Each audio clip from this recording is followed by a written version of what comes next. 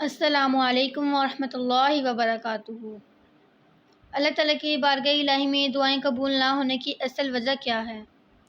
لوگوں نے ایک دفعہ حضرت ابراہیم علیہ السلام سے سوال کیا، کیا وجہ ہے اللہ تعالیٰ ہماری دعائیں قبول کیوں نہیں فرماتا؟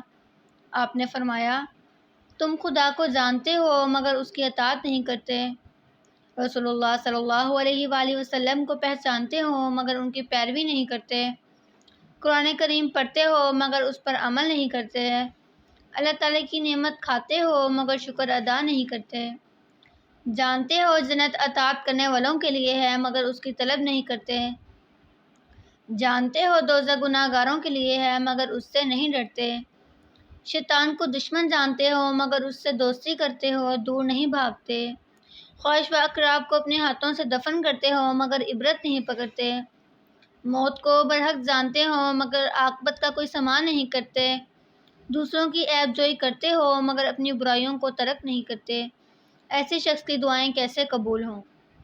تو ہمیں ان سب کاموں سے بچنا چاہیے تاکہ ہماری دعائیں اللہ تعالیٰ کی بارگاہ الہی میں قبول ہوں۔ اگر آپ لوگوں کو میری ویڈیو پسند آئی ہے تو میری ویڈیو کو لائک کریں، میرے چینل کو سبسکرائب کریں، بیل آئیکن کو پریس کریں اور زیادہ سے زیادہ شیئر کریں۔ شکریہ۔